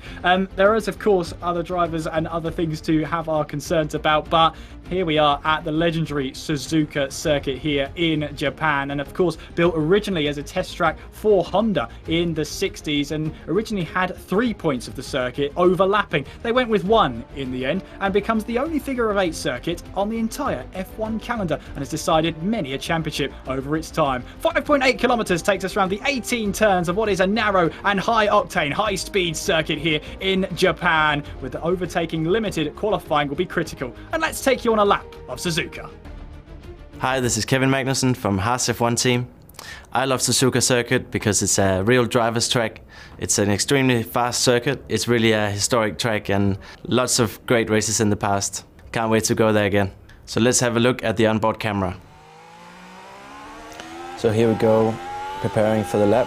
The exit here of the last corner is turning a little bit, so getting on power is kind of difficult with the traction. First corner is a flat out entry. You turn in with full throttle, you just close the DRS manually before turning in, and then you just try and avoid too much understeer mid corner. The next part is these S's that are probably one of the best sections of any track in the world. Just really brings out the best in a Formula 1 car with all this downforce. Flat out here, entering another great corner. You just get off the throttle, brake a little bit. Next one is more braking, tricky. If you lock up, big chance of going off the track. Another corner where you enter on steering on the wheel, so you very big chance of locking up the front wheel. Going on to another great corner, entering extremely quick. This whole track is just fast, and again very difficult to get into the apex with the understeer. Important to get back on power early and get a good exit because of all this long straight you have after. So this corner is 130R. It used to be a very challenging corner. Now it's easy flat. Big braking into the last chicane. Again, try and get back on power with this turning exit, and off you go, finish the lap. That's the lap then of Suzuka. They've taken through us with Kevin Magnussen, and that's what the drivers have to do, but they only get 1 attempt to do it, Justin. Yeah, exactly right. And again, I've been saying it the entire season long. This is one of my favorite parts of the entire event. I love when it's one-shot qualifying time. You can feel the nerves on these drivers. Oh, you absolutely can, as we take you now what should be the one-shot qualifying, or at least the start of. We're now on our way to the track then for one-shot qualifying, and of course you've got the standing shake-up on the left-hand side. Who will be the driver at the top after we've gone through a lap of Suzuka? Then we're following Tribune as he now makes his way through turns 1 and 2, and as you said yesterday, Justin, turn 1 simply isn't a braking zone anymore. We now head our way through the S-curves, through turns 3, through turn 4. As you're ascending up towards the crest, you go downhill slightly then through the right-hander here before you then go uphill through the Dunlop curve, through the 7th curve of the circuit then, and trying to make sure you carry as much speed through as you can. Now come the Degner curves. Degner 1 first, Degner 2 second. Flying through Degner 1. Slow it down for Degner 2 here. Make sure you use that banking to your advantage and carry a bit more speed through. Up towards the hairpin then. Kamui Kobayashi loves a move down the inside here as we make our way through that hairpin. Quickly switching to Antoine Desaleski here as we go through the long 12 here, through this long right-hander, full throttle all the way through before you have to think about slowing it down. 4. Spoon curve here through the double left-hander, using the curve on the right-hand side to open up the second part of the spoon curve. And now it's the short run on towards 130R, a legendary corner in motorsport and a legendary corner here on the Formula 1 calendar. It used to be you had to lift through here. Now you can go through here flat out, especially in qualifying trim. Now towards the Casio Triangle, the final 3 corners of the circuit, through 16, through 17, and then downhill through turn 18 and towards the line. Who is it going to be on pole position? It's going to be Christopher Parry. Pulled that lap time out there with a 26.5, and it is Pinecone who finds himself on pole position. Interesting. Caden Lutt has been disqualified as well. A number of drivers disqualified, actually. Yeah, that would have been for invalidating their lap time, so they will have to start at the back of the field. In fact, it was a 25.5. It was quicker than I thought from Pinecone there, taking top spot in that one-shot qualifying. Jonas Rutten there in second place, only just over half a tenth behind. Zacco's in third place, looking to make amends for Italy last time out. Antoine Desaleski in fourth place there. Erwin Lanauer in fifth, with Conor Muir rounding off the top six, and then it's Tribbian in seventh, Sam McCabe in eighth, John Evans in 9th, and Keneal rounding off the top 10. Chandler Sater in 11th place. Now you can see the wall of invalidation. 5 drivers did not set a valid lap in that qualifying session. Hoopalicious, Caden Lutt, Tiro Limitless, Findayam and Burraps all will be starting from the back of the grid, having not set that valid lap time. Well, Justin, that's qualifying done and dusted. We've now got 13 laps of Suzuka to really get ourselves stuck into, with Pinecone on pole position. Yeah, Antoine, by the way, Antoine Desaleski, we were watching him for a lot of that qualifying, was leading, was quickest of everybody right up until just after Spoon, basically, which leads me to think that he's got possibly again for the second time today a higher downforce setup, because it wasn't until that long full throttle section before and after 130R that he lost out. So I really think that he's got a higher downforce setup relative than some of the cars around him. Now that could just be coincidence, but potentially that could make things a little bit more difficult for him when it comes to overtaking the 3 cars ahead of him. But he'll start from the second row of the grid. Pinecone is the man on pole, though. Well, let's find out. We've got 13 laps awaiting us here at the Suzuka Circuit. Let's see who will come out on top after this race then. We head to the grid and start counting up to start this Japanese Grand Prix. It is 5 red lights. We're racing at Suzuka. What are the starts like? Good start there from Christopher Ferrari. Good start as well from Jonas Rutten. Sincoats is going to have to be on his toes here as we make our way through turn 1. They go side by side for second place behind us, with Jonas Rutten having the inside line. Zacco's onto the curb, then on the outside as we now make our way through the S-curves. They're still going side by side behind us. Jonas Rutten has just about got his nose ahead there. Zacco's now, it's his turn to have his nose ahead for second place. We've got Tribbian then, who's gone all the way up to 6th place, and I think Zacco's has just about got a hold of that position. The 2 Red Bulls are going side by side. Desaleski going side by side with Jonas Rutten as we head towards the Deckers, and Antoine Desaleski goes round the outside. Jonas Rutten's going backwards at the moment, down to 4th place now as we make our way underneath the bridge there. Onwards then towards the hairpin. Let's see if any drivers try and move down the inside. We're going side by side further behind Keneal and Hoopalicious. Hoopalicious going the long way round. We've got a bit of carbon fibre flying around the place, so we'll have to find out who that was. Oh, we've got a spinner. It's Hoopalicious who's around then, all the way around at the exit of the hairpin there. Didn't quite see what happened there, but we'll have to wait and see what happens later on. But Keneal managed to avoid it, so too did Burraps and Caden Lutt, falling now down to 14th place. Tiro Limitless, starting outside the top 10, is now firmly in it. He's under pressure though from Findayam as we make our way towards 130R. We had to wait until the very last lap to go side by side. Oh, we're going to have to wait until a little bit longer to see that again for Xbox side as we make our way towards the Casio Triangle. Tiro Limitless just about holding on. An eventful first lap, and it's Pinecone leading the way from Oates and Desaleski. What a start from Pinecone. Absolutely incredible. Took advantage of the battling going on behind him. On board with the Racing Point of Keneal. Let's see if he's going to try to find the inside line on Findayam. He does indeed. Findayam leaves him the room, but he doesn't quite get alongside. Gets very close to the back of the McLaren of TRL Limitless, but it avoids contact with him.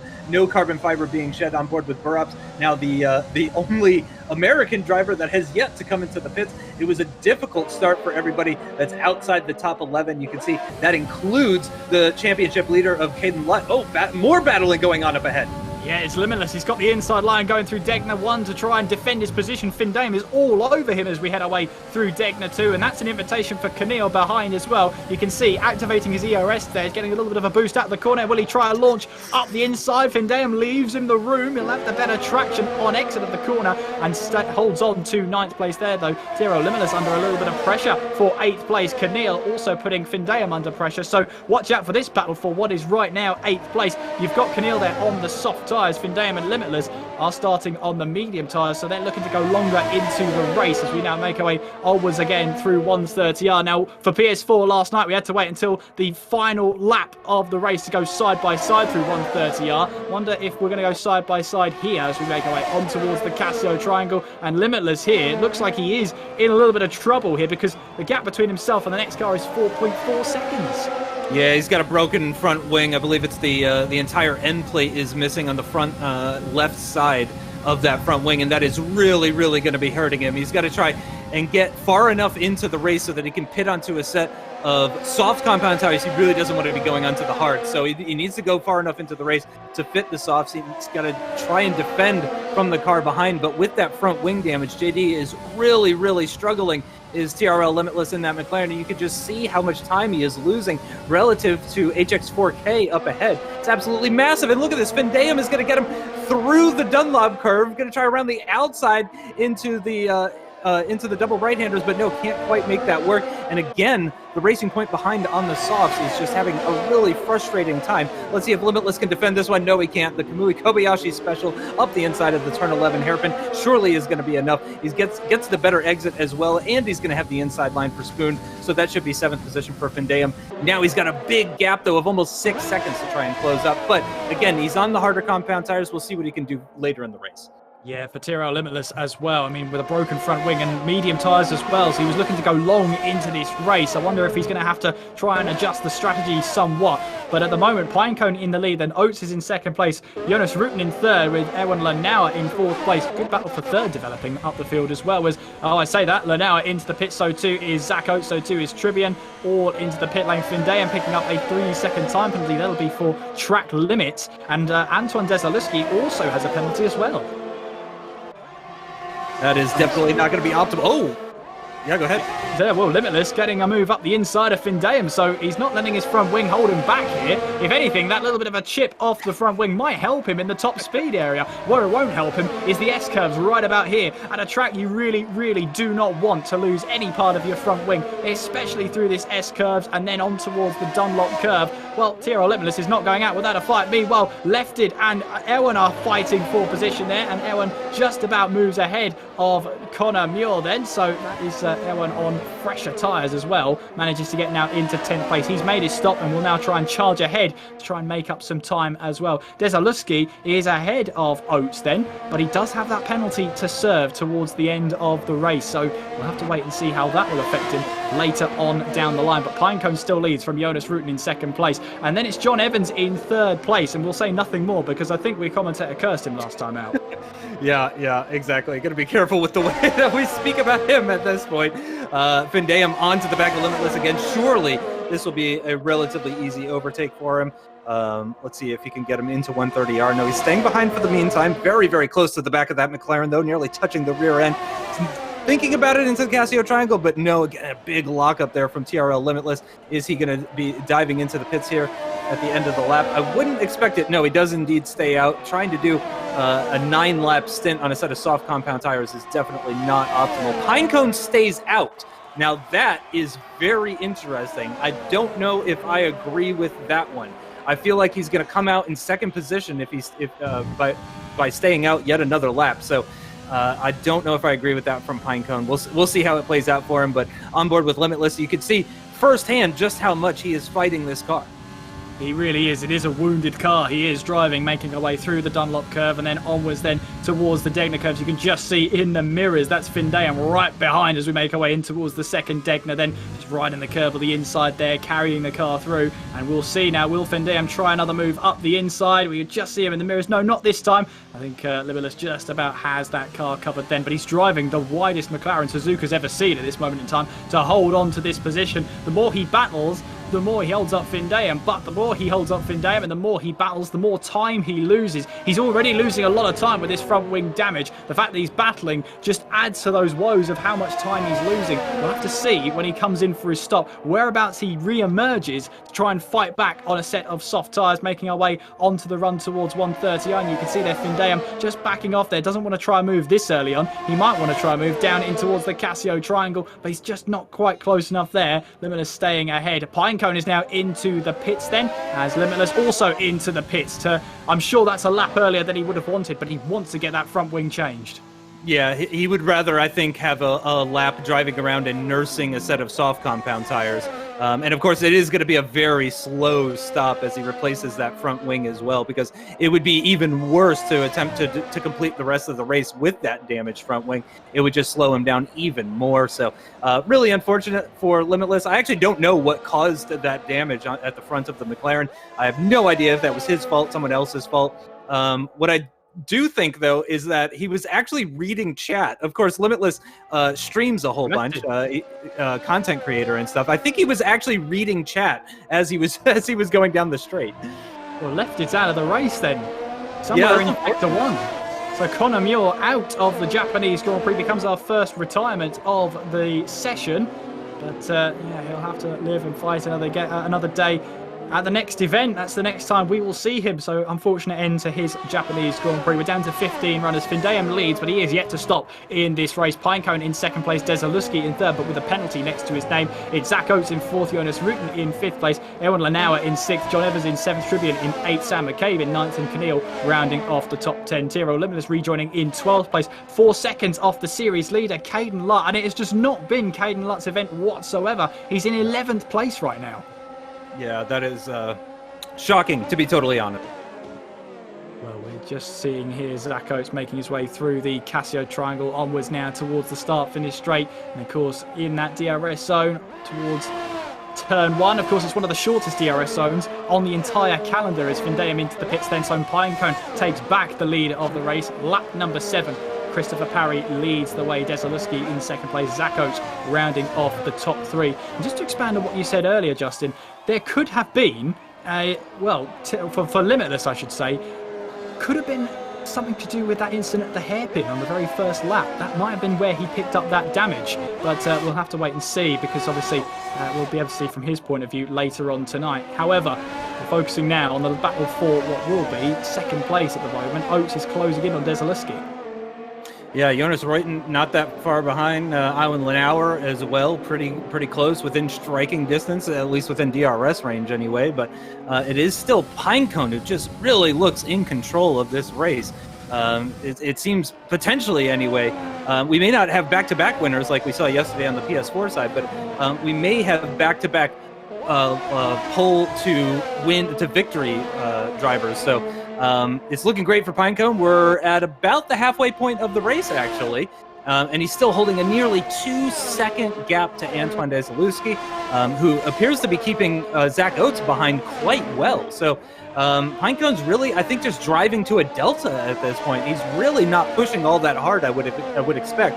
He's probably just looking to maintain that gap, look after those tires, make sure he's not deploying too much battery, etc., etc. He's looking to try and wrap up his second race win of Challengers, because of course he won at the British Grand Prix. But Zach Oates, half a second now, really closing in to Desaleski. But of course, the drivers themselves, if they've got their hard set up right, Oates will know that Desaleski has a penalty. He'll know exactly how much the penalty is for. So whether that's the decision for him to make the move or not, we'll have to wait and see as we head towards the closing 5 laps, 4 and a bit if you're picking.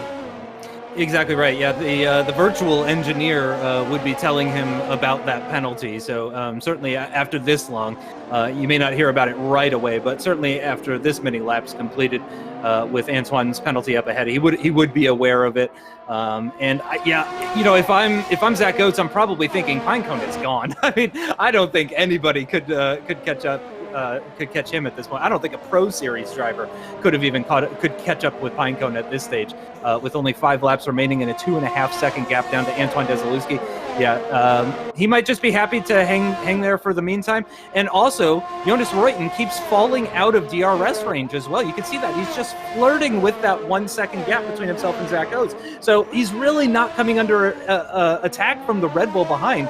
So, yeah, I imagine he's probably happy to be where he is for the meantime. He's going to be looking to pick up 18 points after a very difficult Monza race as well, too, for Zach Oates, obviously.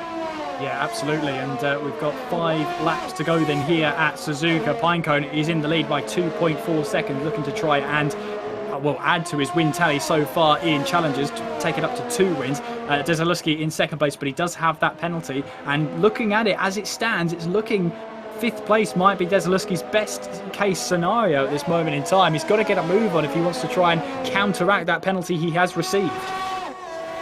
Yeah, he's running out of time. Really not many laps still to go. There'll be 4 after this lap is completed, so a little over 4 laps still to go in this final race of this event, event 4 for the Xbox side. Of course, we've got the PC guys tomorrow, and then we've got event 5 next month as well, so still lots of racing to do. 8 races, in fact, I believe, still remain after this one in the 2021 Challengers. Looking a little bit further back at Findayam, who's getting a lot of camera time earlier on, running very, very close to the back of the racing point of Camille. Let's see. Oh, is HX4K picking up a 3-second time penalty? Is he going to look for the inside or the outside at Spoon Curve? Oh, man. Camille just really couldn't seem to decide which way he wanted to go. Made things a little bit interesting for Vindayam. In the end, he does grab that inside line through Spoon and quite easily takes that maneuver. Up ahead, he's got Sam McCabe. We'll see how quickly he can potentially dispatch him. I mean, I shut my eyes at that point, so I don't really know how Findayam was feeling about that one, but he was just given just enough room to make that move stick. He moves now into 9th place, and on those soft tyres, he's looking to try and really use the full potential out of those Red Wall soft tyres. We're following Jonas Rutten as he's now trying to apply the pressure to Zach Oates ahead of him. Now, at this moment in time, Rutten is in a position where he can get a podium thanks to Desaleski's penalty, but we now make our way onwards through these S-curves and then onwards towards the Dunlop curve, up and to the left. You're going up the hill here, kind of blind as you make your way now towards the Degner curves, but trying to flick your way through there, down 1 gear and then down a couple more in towards the second Degner, underneath the the circuit above you, I should say, and now on towards the hairpin here. Just got to make sure you look in your mirrors, make sure no one's just trying to make a move up the inside there, just in case, you never know, but no one is on that occasion. And Rutten here, just over 6/10 back from Oates. And of course, an issue with this will be, Justin, is that they don't have a lot of DRS to use. The only place they have it is down the start-finish straight. And as we discussed yesterday on the final lap, you know, sometimes you'll use your DRS on the final lap, trying to use as much of your energy in the battery as possible to make a move stick. At Japan here, it's not really possible to do that on the final lap, because the final lap, the checkered flag's about 25 meters from the activation point. Yeah, it really doesn't work, unfortunately. So, yeah, you got to set it up towards the end of the penultimate lap, really, is what you need to be thinking about. But Findayam, again, on the soft compounded tires, has indeed flown right up to the back of Sam McCabe. He's not going to be close enough to mount an attack into the Casio triangle. And, of course, through the final corner, won't be able to do anything there. But he will be activating the DRS. I wonder if it's actually going to be enough to get him alongside, or if rather Sam McCabe is going to be the one that's going on the attack as he gets very, very close through turn 1, through turn 2. Can't quite make the move, and the Williams up ahead stays behind for the meantime, and indeed will remain behind for the rest of this sector, because really no overtaking locations for a number of corners now. Seeing now a battle developing for that 8th place, in fact 7th place even, with Tribune just trying to make sure he stays ahead. Findayam, meanwhile, is on some fresh soft tyres and making sure he uses as much performance out of them as he possibly can, making our way in towards the second Degner curve, onwards then underneath the track above you, and onwards then towards the hairpin as you rise up in towards that hairpin. No move down the inside from Findayam. I think he realised there he was just too far away to really try and move down the inside there. But we've got 3 laps to go, 2 and a bit if you're picky. Pinecone leads the way, but here comes Findayam then looking for a move up the inside in towards Spoon Curve. This is the ideal line, and there you can see Sam McCabe backs out of that one. And there you can see Findayam take away 8th place, move up a position. Tribune will be his next target. Great stuff. Great. I'm not surprised to see the overtake happen there, actually, because one of the places on this circuit where the soft tires would be most beneficial would be out of that low-speed turn 11 hairpin, because you get so much mechanical grip from those softer compounded tires that it's just, you can get a much, much better exit. You can carry that speed all the way down towards Spoon. You're coming out of this final chicane, not quite the same sort of mechanical grip necessary to make that, even with the DRS and everything. It's just a different sort of situation. So I'm not surprised to see him stay behind. Penultimate lap of this race, he's got, I would say, 2 more opportunities to try and get past Tribune for 7th position, and then he's going to want to try and build as much of a gap as he possibly can to negate that penalty he's carrying. Well, I have to say, into the penultimate lap, Pinecone leading by 3.2 seconds, looking like he's making this so easy. But you can see Desaleski has decided to get on with it. 1.7 seconds is the gap between himself and Zach Oates. How much can he increase the gap to the cars behind to try and negate as much of that penalty as possible as we make our way through Spoon Curve on board with Erwin Lanauer as he tries to chase down Jonas Rutten and Zach Oates right up ahead of him. Onwards now towards 130R. You got a little bit of slipstream here. Jonas Rutten might be a little bit too far back. You can see how much energy that Erwin Lanauer does not have. It's not how much he has. He doesn't really have anything. That bar is barely across the screen there. You can see on the on his steering wheel. Yeah, exactly right. It's not an ideal situation. Thankfully for him, though, only one lap remaining in this race. He's going to move to the right-hand side to try and pick up that slipstream as Jonas Rutten is thinking about possibly making an overtake here. If they battle each other too much, that could allow Antoine Desaleski to go and just run away with it. But he goes around the outside. An absolutely beautiful maneuver to take that final podium position. That was one of the overtakes of the season from Jonas Rutten for third position. Absolutely incredible. I love that camera angle too. We got to see the whole thing in one smooth shot. And look at that. He's already pulling a decent sized gap to Zach Oates. But really what Zach Oates needs here is to just hang on to the back of Jonas so that he can try and pick up that third place position after the penalty from Antoine Desaleski. Yeah, and it's going to be crucial here that he does that, but how much will that battle have affected that gap between himself and Desaleski? It is going to be very tight as they head towards the checkered flag, but Christopher Parry, meanwhile, is somewhere up the road, probably making his way towards 130R. Of course, he had his last win at Silverstone, and ever since then, really, he's been absolutely on a charge to score as many points as he possibly can, as we'll make our way towards the closing stages of this race. Zach Oates still trying to find a way past. It just doesn't look like it's going to be his day, but there is Pinecone then making his way through the final corner and towards the start-finish line to pick up his second race win of Esports Challengers. A great drive from Christopher Parry to take the win there. Desaleski crosses the line in second, but how will that shape up the order? It's Jonas Rutten in second place. Zach Oates does grab third. Erwin Lanauer in fourth. Antoine Desaleski falls to fifth place after that penalty is applied. John Evans finishes in sixth place. Vindayam in seventh. Tribbian there will come across the line in eighth, promoted to seventh through penalties there, and the order is all switching up there. Tyrrell Limitless grabbing the fastest lap of the race, finishing in 11th place, making sure no one else can grab that fastest lap bonus point as we see the remaining drivers cross the line. Burrups in 12th place there. We'll just wait on Chandler Saiter. Caden Lutt retires from the race, so that could be a change of the series leadership. But for Pinecone, his second race win of Esports Challengers, 25 points going his way, and a great drive there from the man who is really on hot form. Really impressive. Really great drive from Pinecone. Looked easy, honestly. I mean, he really was not under any pressure for a long portion of that race. So, yeah, just really controlled things, drove his race the way he wanted to, and in the end, he gets that victory, and well deserved. Also, shout out to Limitless picking up fastest lap of the race. That's just a statement, I think. I don't think he's trying to steal points away. He just wants to say he still got it.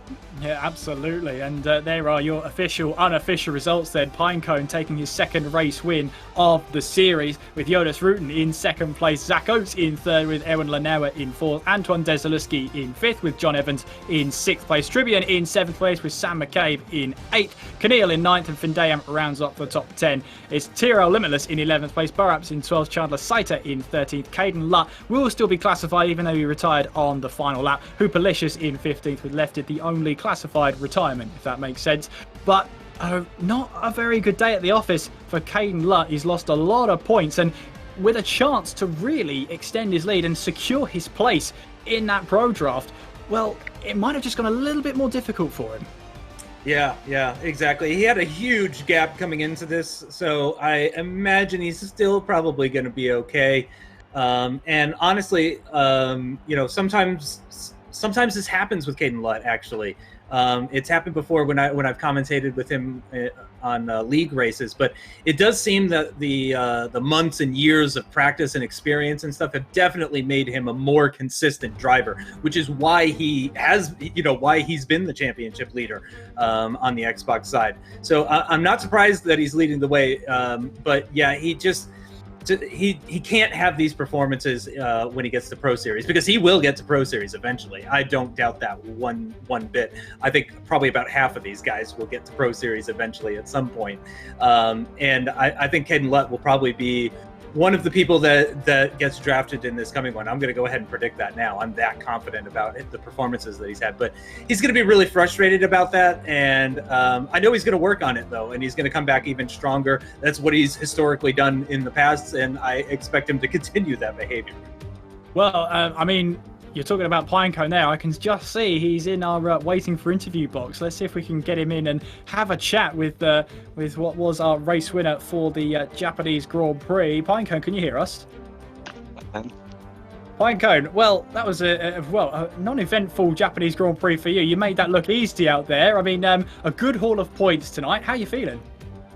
Yeah, it's the race that everyone wants. I mean, it's every driver's dream: get pole, build that gap, get the cars behind out of DRS, and then just drive off from there. And it was all about that one-shot qualifying, obviously. I just had to keep a clean lap together. I mean, I knew from the PS4 race last night that the times generally aren't great compared to what people can do. It's a tricky track to hook up, and also you have the situation where, because everyone had just done Italy in the wet, that transition to the dry, going straight into it's really, really difficult. So I just had to do a clean lap, get round, and I knew that I'd be enough to get me up there. Didn't expect it to be pole, but obviously once I was on pole, that made things a lot easier. The two behind battled, allowed me to pull the gap, and then yeah, it was comfortable from there.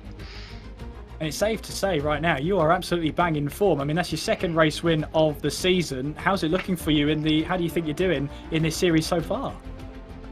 Yeah, I'm pretty happy. I mean, of course, the first event I had the dramas with my pedal stand, so I only scored a single point. I couldn't really compete in that event, so it's always been an uphill struggle. The second event wasn't my best event.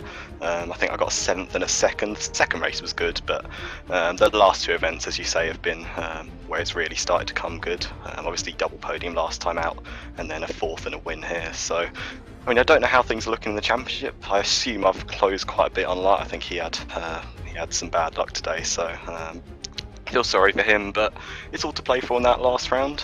So yeah, just looking forward to getting stuck in a few weeks' time. Absolutely, and I'll hand over the mic to Justin because I know he's got a couple of questions. What's your approach for the final two races? I mean, you're right up in the standings, so I don't think you have to fight too hard for wins in order to make it to the draft. But are you going to still be battling quite hard to try and get up as high as you can in the final two races? Yeah, that's always been the goal. I mean, as I said, ever since that first event where obviously I had a deficit to pull back because I've not much I can do with mechanical dramas, like I've always just been taking it race by race, not been thinking about how many points do I need for top 6, how many points do I need maybe even to win this thing. But I've just been thinking race by race, get points on the board, do what I can at each round and see where we end up. And that's still the focus. That's what I've been doing. That's what's been working these last couple of events. So that's just going to be the mindset going into the final event. Obviously US and Abu Dhabi, I think it is, the final event. Abu Dhabi should be a decent one, but the one-shot qualifying around there, very easy to invalidate, so that can always throw things up. USA I'm not too fond of, but I'm sure with a little bit of practice we'll get the hang of it gradually. So yeah, just race by race, let's do what I can in those last two races, see where I end up. Well, absolutely. And I mean, to be honest with you, we don't know these point standings going into it, so we won't speculate. But it's safe to say you've got a good haul of points in this one. You should be well up there. But we'll leave it at that. Pinecone, it's been a pleasure to talk to you. Good luck in the second, or the last event, I should say, next month. We hope to talk to you again very soon. Cheers, guys. Thank you. And we've got another driver waiting in there. Let's see. I'll let you decide, Justin, who you bring it in. I got Zach. You got Zach. Zach Oates. Can you hear us?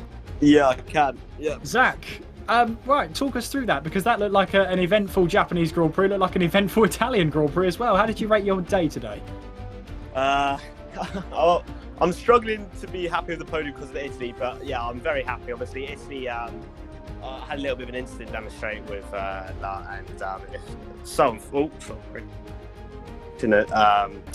to be come out of there with no points, I was really disappointed. But to come back so strong at Suzuka with a P3 in qualifying and a P3 in the race, I'm very happy with it. Yeah, absolutely. And I mean, this must be a great feeling for you to be on the podium steps. I mean, was there anything in particular? I mean, you said about that incident at Italy was put a bit of a downer on events. Can you talk us through what happened in your point of view? Yeah, obviously, massive down obviously after that pass event as well. So 3 non-points finishes in a row isn't good. But yeah, I came out the first corner and that gave me a bit of a squeeze, but it was nothing too bad for that. We went up the straight and it was kind of squeezing me, and then he kind of like drifted left and then drifted back right and then straight into me, and I had no time to react and just went straight into the wall.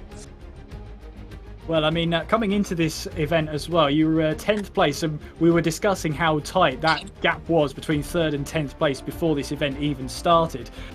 You're down there in 10th place, 43 points, a decent haul of points for you. How would you rate Challengers so far for yourself?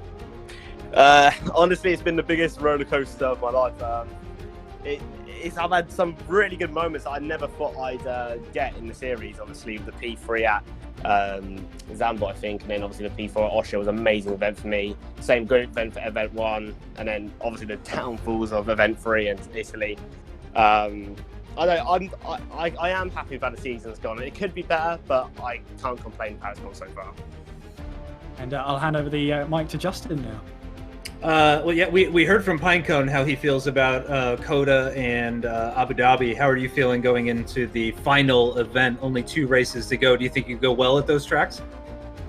Honestly, I was hoping for a bit of a bit of advantage of like the top 6 going into it, because USA I do feel very strong around, but Abu Dhabi, yeah, it's not the best for me. But with a bit of practice, I reckon I can make it 2 strong tracks for me.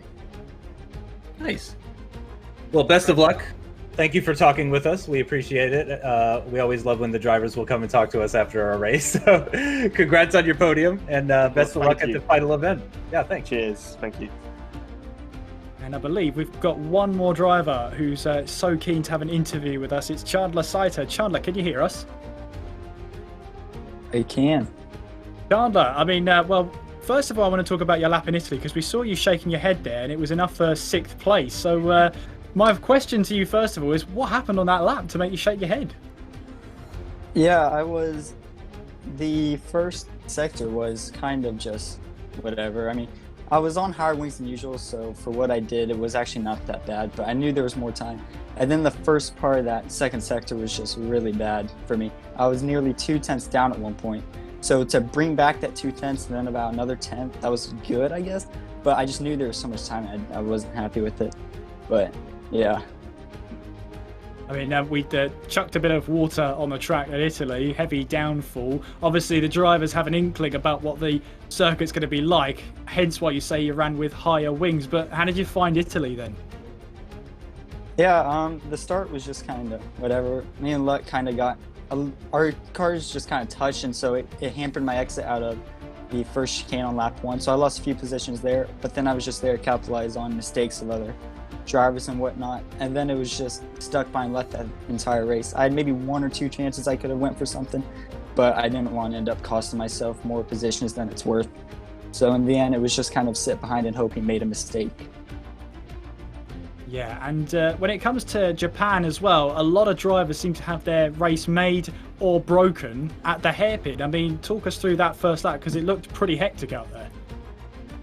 Yeah, so I had a bad quali lap, but then I was hoping for that P11. You know, last event I didn't get that P11, I got P10. But this event I did get the P11, so I got started on those medium tires, and then I got a great start overtaking one soft runner. And the plan was to pit in really early because I saw they were kind of going slow. You know, you kind of get jumbled up a bit. But then we got to that hairpin, and after talking to Lut, I think what happened was I kind of moved over in case they broke late, but Lut also did the same, and he didn't have time to react, and it just, in the end, he just ran into the back of me, and I got punted up, and that's just kind of what can happen when we both move and weren't expecting it.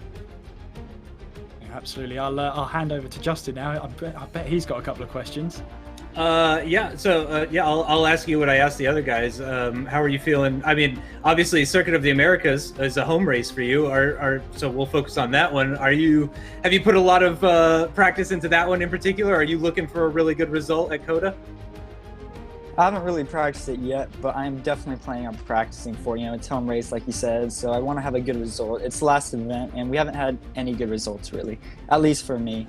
I think I had one P7, but, I want some more points, and so I think we'll practice for both the tracks for Event 5, and we'll hope for a good result then. Well, best of luck to you. It was a good event. I'm sure you're hoping the next one will be even better. And, best of luck with the final event and with the rest of your driving and everything. Yeah, hopefully so. Thanks for joining us. Yep. It's always great to hear the driver's point of view there, and you just heard Chandler's sides there. It's been a tough challenges for him, but as he said, he wants to bounce back, he wants to score points. Yeah, that's the goal, and he's been right on that kind of important, just outside the top 6 area a few times. He mentioned, getting 7th and stuff like that. So he's going to be one of those drivers. I imagine that this is going to be maybe a building year for him, learning how things work and just making sure that he's improving himself as a driver. And I mean, he's definitely got the raw pace. He, is here on merit, just like everybody else is. And I imagine he's going to be really looking to build those skills, hone those skills, and just make himself even quicker for next year. And hopefully, I mean, maybe he can really pull something out of the bag. He's not out of it just yet. Even the guys that are pretty far down on the order, I think, and we'll have to confirm this in just a little bit, but because of a bit of a hectic event, I think it's still pretty close from 6th kind of down to the lower positions, especially here on the Xbox side. So he might not be out of it just yet. We'll be getting those final results, or we'll be getting results pretty soon here. They may be final. We'll let you guys know on that. But yeah, I imagine he's going to be really just focusing on the positives and doing the best that he can for this event.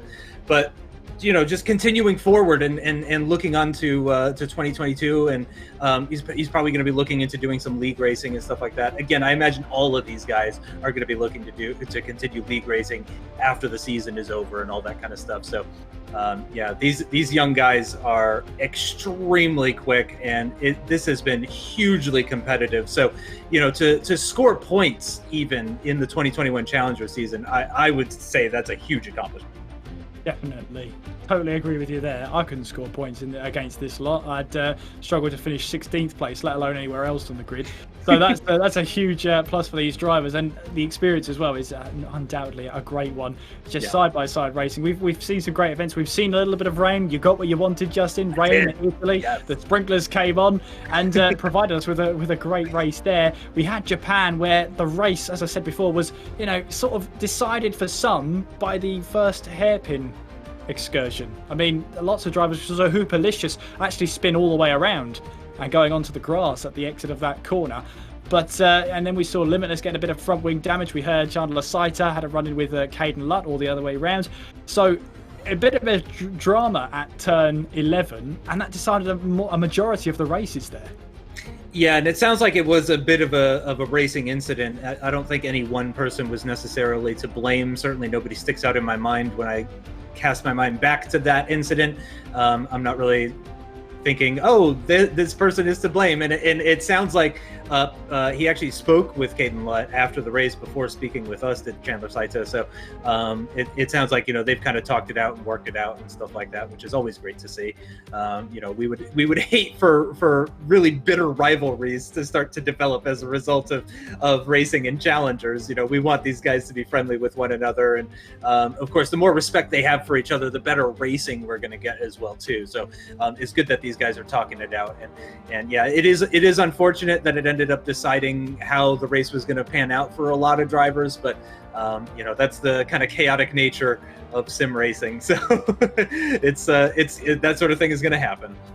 Well, with 52 points left to score in this series, I think it's better time we check check in on those standings. First of all, let's see about the race results first of all. Let's see if we can get them on the screen for you. So let's go to Italy first, because that's the one that happened first here tonight. As you can see, Desaleski taking the full 26 points from the Italian Grand Prix, with Jonas Rutten in second place. Sam McCabe grabbing his first podium of Challengers, scoring 15 points, more than doubling his points tally at that point in that race alone. Christopher Parry in fourth place with Iwan Lanauer in fifth. James Doherty, Tyrrell Limitless in sixth place with Caden Lutt in seventh. Chandler Steiter in eighth place, Lauren Perney in ninth, and Jaden Munoz rounding off the top 10. As we just already said, Desaleski got the fastest lap bonus point. Not many of those we've awarded this season, but when we have, the laps have been pretty good. Conor Muir is in 11th place, Kenneth Lindqvist in 12th, Andrew Korapi in 13th place with Zach Oates in 14th. Hautayoki and John Evans not classified by the checkered flag. Let's have a look then at round number 8 at the Japanese Grand Prix. This time around, Christopher Parry got his second race win of the series, grabbing 25 points to match it. Jonas Rutten in second place, with Zach Oates getting a podium to round off what was not a great Italian Grand Prix for him. Erwin Lanauer in fourth place, with Antoine Desaleski in fifth. John Evans recovering from that awful race he had at Italy, qualified second for the Italian Grand Prix, but he did recover and finish sixth at the Japanese Grand Prix. Laurent Perney in seventh place, with Sam McCabe in eighth. Kenneth Lindqvist in ninth place, Miko Hautayoki grabbing the lone point in 10th place. Rounding off the results from the Japanese Grand Prix, Tiro Limitless there in 11th place. Andrew Korapi in 12th place, with Chandler Steiter in 13th place. Caden Lutt was the series leader coming into the events tonight. Two not so great races. He finished 14th in this one. Jaden Munoz in 15th place, with Conor Muir not reaching the checkered flag. Well, that's how the races looked, and I wonder what that's done to the standings. If my mental maths is correct, well, there you go. Caden Lutt, still our series leader, 107 points. He is now just a smidge ahead of Christopher Parry, who really has closed in on the gap. Antoine Desaleski is in third place on 95 points. Jonas Rutten in fourth on 82. Erwin Lanauer is in fifth place on 74. Zach Oates in sixth place on 58. So those are your qualifiers so far. We still got one more event to run.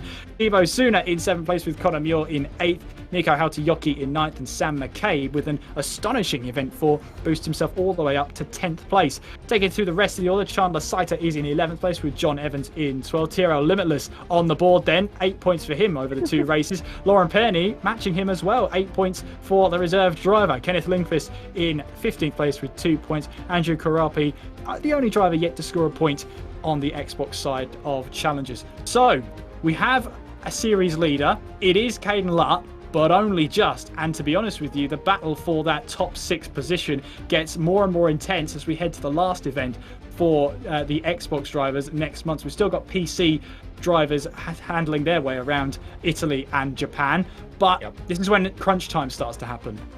Yeah, I gotta say, I mean, I knew Caden Lutt had a bad day, but when you see that he only scored 6 points while Christopher Parry scored 35 points, wow, what a difference. That is absolutely massive. But once again, for the second day in a row this week, the battle for the championship has tightened right up, actually, at the top as a result of the 2 races that we've had in Event 4. So I'll take it. You know, if it's keeping things even more interesting, then you know, we all win as spectators. And I will forever say that. You know, I even if my favorite driver is winning, I would still prefer a tight fight at the top above anything else. And that's what we're starting to get now. And with only 1 event remaining as well, oh man, we're setting ourselves up for a real nail biter of an Event 5 here. And I have to imagine PC side tomorrow is going to be even more intense. I was going to say, for the Xbox drivers, it's time now to focus on the USA and Abu Dhabi and get the laps in. For us, the spectators and the commentators, it's time to focus on tomorrow, where we do it all again, this time though for PC. Yep, the personal computer guys are coming up next, which is certainly my preferred platform for gaming. But yeah, we've touched on this before. All of the drivers from all of the platforms deserve to be here. Eventually, when we get everybody onto the same platform for the Pro Series, we end up finding out inevitably these guys are all right around the exact same speed. It does not matter which platform you come from. So yeah, really looking forward to see what the PC guys have on offer. It's been you know, 4 great races so far. I imagine 2 more are on the cards.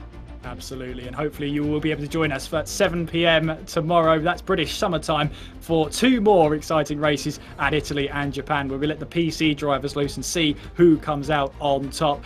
From myself, Kieran McGinley, and Justin Sutton alongside, it's been a pleasure to bring you these races here tonight. We hope to see you again tomorrow. Until then, take care of yourselves and have a very good evening. Good night.